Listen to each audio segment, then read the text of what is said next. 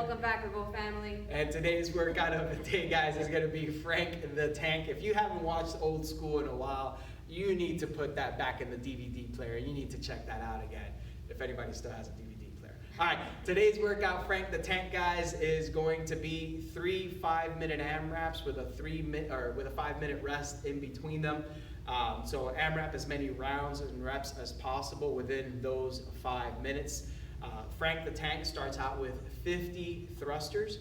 That's going to be your buy-in. Once you do that 50 thrusters, then you're just going back and forth between 12 double dumbbell deadlifts and 12 lateral burpees over that dumbbell. Okay, and you'll just go back 12 and 12 and try to do as many rounds and reps of that 12 and 12 as you can in the remaining time after your buy-in of 50 thrusters.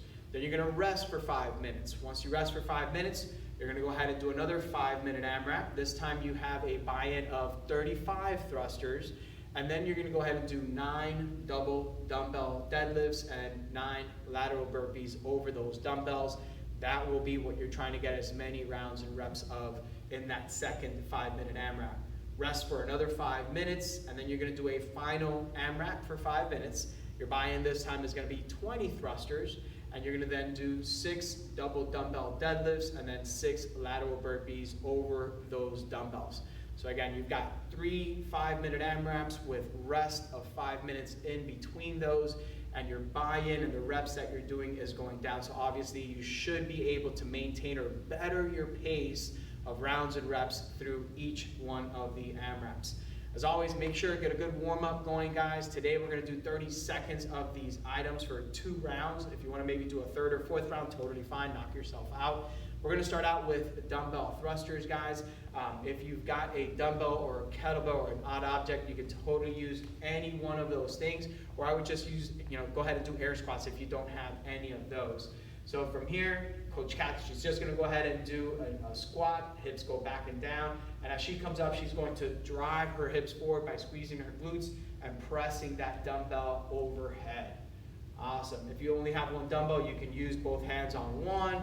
You can always put a dumbbell with just one hand or a kettlebell on one side. You can do it that way as well. If you have an odd object, you can hold it with both hands also. So you're going to do that for 30 seconds. Once you do that for 30 seconds, we're going to go ahead and do push-ups to down dog. So Coach Kat's going to get into a push-up plank position here.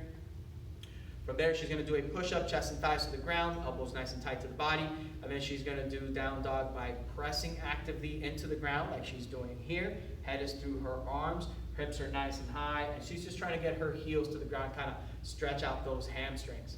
Once she does that for 30 seconds, then you're going to go ahead and do glute bridges for 30 seconds.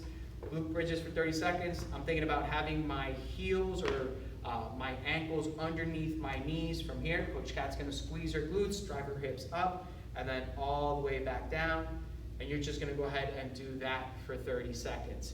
Once you do that for 30 seconds, you're going to go ahead and do a strict press with your dumbbell. So you're going to get back up, grab your dumbbell, kettlebell, odd object, whatever it is that you're doing.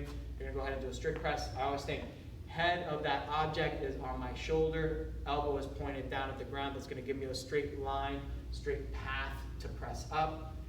And then at that top position, I'm pressing actively through my shoulder. I'm pressing up, I'm trying to reach, and I'm almost thinking about getting my bicep to my ear. Once you do that for 30 seconds, do the other side for 30 seconds. And now we're going to go back to our push-up to down dog. So same thing again. You're going to do a push-up and then go into that down dog position, actively pressing into the ground. Then from here, you're going to just do a front plank hold for 30 seconds. I want you to think about squeezing your core, your glutes, your quads, and actively pressing into the ground. If it's too difficult for you to do a push-up plank position like Coach Kat is doing here, you can always come down to your forearms like she will here. Everything else stays the same though. I'm still actively pressing through the shoulders. I'm squeezing my core, my glutes, my quads. Everything stays nice and tight, top to bottom. Once you do that for 30 seconds, guys, then we're going to go ahead and do air squats for 30 seconds. My air squats, I'm just going to go ahead and again, my feet are about shoulder width apart. I'm going to set my hips back and down. I'm always focused on ripping that ground apart with my feet. That's going to help activate my legs to make sure I'm in a nice tight position as I go through that movement. And I focus on keeping my chest up throughout. Once you do that, you're gonna go through it one more time. Once you finish the second round, if you feel like, hey, I still need a little bit more work before I'm ready to hit this workout, go ahead and hit it a third time and you'll be ready to rock and roll. As always, guys, we are back open for business. Check us out at revoltfitness.net. We do have 24/7 access for members of our family here at Revolt, so check us out, and we will see you tomorrow.